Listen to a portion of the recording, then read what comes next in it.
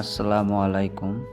আজকে আমাদের গ্রামে একজন ইন্তেকাল করেছেন, তো ওনাকে দাফন করার জন্য এই কবরস্থানে কবর করার কাজ চলছে। আর এটা হলো আমাদের গ্রামের কবরস্থান। কিছুজন এখানে কবর করছে আর কিছুজন বাঁশ কেটে নিয়ে আসছে। আর এই বাঁশগুলো হলো টোটা বানানোর জন্য। সকালবেলায় উঠে গোসল করে আমিও চলে গেলাম কবরস্থানের মধ্যে কবরের কাজ করার জন্য।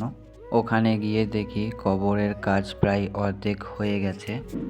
আর এটা হলো সেই জায়গা যেখানে আপনাকে আমাকে সবাইকে আসতে হবে। সব জায়গা থেকে ছাড় পাবেন, কিন্তু এখান থেকে কেউই ছাড় পাবেন না। এই কবরস্থানের মধ্যে শুয়ে আছে আমার আব্বা, আমার নানা, আমার মামা, আরও অনেক গ্রামবাসী। তো ঘর বাড়ি নিয়ে কেউ অহংকার দেখাবেন না, কারণ মৃত্যুবরণ করলে এসে থাকতে হবে এই মাটির ঘরেই। কবরের কাজ এবার প্রায় শেষের মুখে, আর কিছুটা বাকি আছে। কবরের 4 সাইডটা লেবেল করলেই কবর রেডি। এরপরে জানাজা দাফনের ভিডিও দিলাম না, জানাজা দাফন কমপ্লিট। তো তারপরে বিকেলে আমরা বেরিয়ে পড়লাম। তো এখানে বসে একটু কথা বলছিলাম সবাই মিলে।